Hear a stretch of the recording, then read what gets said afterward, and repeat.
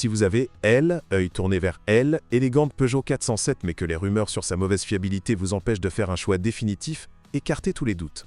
André KUPR, IYKNOV est convaincu qu'une copie entre de bonnes mains ne posera pas de problème. Se débarrasser d'une mauvaise réputation est parfois plus difficile que de se débarrasser d'une maladie grave. Prenez par exemple les voitures françaises, auxquelles nous avons fermement attaché l'étiquette de capricieuse et peu fiable. En fait, ce n'est pas tout à fait vrai. Oui, leur fiabilité est inférieure à celle des concurrents allemands et japonais, mais ils ne peuvent pas être qualifiés de sujets aux pannes. Ces voitures ont l'air brillantes et accrocheuses et sont moins chères que les classes similaires, allemandes et japonaises. Il suffit de regarder la Peugeot 407, même avec âge, elle n'a pratiquement pas perdu de son charme, une vraie française.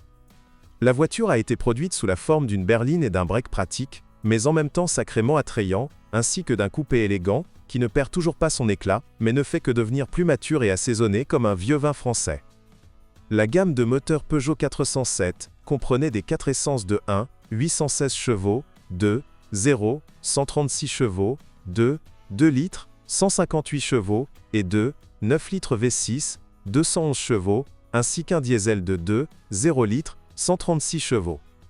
Les unités essence de 1, 8 et 2, 0 litres étaient associées à une boîte de vitesses à 5 vitesses, et l'unité de 2 litres était associée à une boîte de vitesses à 6 vitesses, initialement associée à un turbodiesel. La boîte automatique à 4 bandes était destinée aux moteurs essence de 2, 0 litres et 2 litres. Le produit phare V6 était équipé d'une transmission automatique à 6 rapports. D'apparence avant-gardiste, la Peugeot 407 est assez traditionnelle à l'intérieur. La qualité des matériaux de finition est correcte. Les seconds propriétaires ne seront pas déçus par l'équipement de la voiture. Par exemple, la version de base du Dynamic dispose de 6 airbags, d'un ABS, avec système de stabilisation, d'une climatisation, de vitres avant et rétroviseurs électriques chauffants, d'une radio CD et de phares anti-brouillard. On trouve souvent des exemplaires équipés de jantes alliage, d'accessoires full power et de phares au xénon. Les versions chères ont un intérieur en cuir, une transmission automatique, des sièges avant électriques, un airbag genou conducteur et un toit ouvrant. Les moteurs sont généralement fiables, mais leur consommation d'huile est élevée, jusqu'à 500 grammes au 1000 km. Les supports supérieurs sont de courte durée, et, à mesure qu'ils s'usent, les supports inférieurs tombent également en panne. Après 100 000 km, les compensateurs hydrauliques de l'entraînement des soupapes devront être mis à jour. Toutes les unités à essence disposent d'une courroie de distribution dans le mécanisme de distribution de gaz, dont la durée de vie est de 90 000 km. Préparez-vous à ce que le voyant Check Engine s'allume fréquemment sur ce moteur. Il peut y avoir de nombreuses raisons. De la défaillance des bougies d'allumage, ou des bobines d'allumage individuelles, à la défaillance du capteur d'oxygène, du catalyseur, ou du capteur de débit massique d'air. Le moteur moderne de 2 litres est équipé d'arbres d'équilibrage et d'un système de contrôle du calage des soupapes d'admission, VTC. Il se caractérise par une augmentation du bruit au ralenti, ainsi que par des coûts de maintenance plus élevés. Le moteur essence V6 mérite une mention particulière. On ne le retrouve pas si souvent sur les 407 d'occasion, mais les mécaniciens des services spécialisés n'en parlent que positivement. À moins, bien sûr, de prendre en compte les coûts assez décents de son maintien en fonctionnement et de sa réparation, les 4 sont moins chers. La transmission manuelle est assez puissante, mais avec le temps, les vitesses commencent à s'engager avec un effort notable. Après avoir changé l'huile, ses performances peuvent être restaurées. Mais la fameuse boîte automatique à 4 vitesses AL4 pose des problèmes aux propriétaires de 407. Si le matériel de transmission automatique lui-même dure jusqu'à 200 000 km, le bloc de soupape hydraulique et électronique de commande peuvent devenir inutilisables au bout de 100 000 km. Si vous ressentez des chocs dans la transmission, coupez le moteur et redémarrez-le.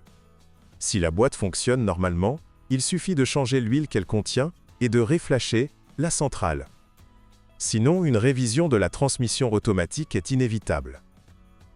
La Peugeot 407 dispose d'une suspension entièrement indépendante à double triangulation à l'avant et d'une suspension arrière multibras avec effet de direction passive.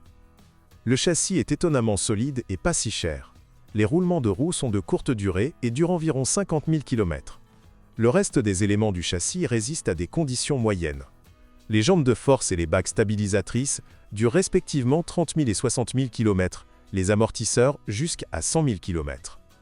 Les fours à essence, notamment 1, 8 et 2 0 litres, se caractérisent par une consommation accrue d'huile moteur. Gardez cela à l'esprit et vérifiez périodiquement son niveau. De plus, le remplacement des segments de piston N élimine le problème qu'après 30 000 à 50 000 km. La courroie de distribution est conçue pour un kilométrage de 90 000 km. Dans le même temps, il est conseillé de mettre à jour les rouleaux avec la pompe à eau.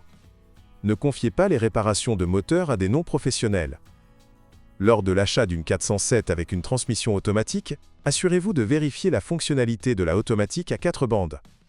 Elle dure rarement plus de 100 000 km. Une transmission manuelle est beaucoup plus durable. Mais avec le temps, des problèmes peuvent survenir. La carrosserie de la 407 est assez solide. Les éclats de peinture n'apparaissent qu'après 4 ans d'utilisation. En hiver, en règle générale, le bouton d'ouverture du couvercle du coffre, camouflé dans le chiffre 0 de l'index 407, gèle souvent. Dans des conditions domestiques, la pince de fixation du silencieux se brise. La suspension avant a une durabilité décente et des coûts de réparation modérés.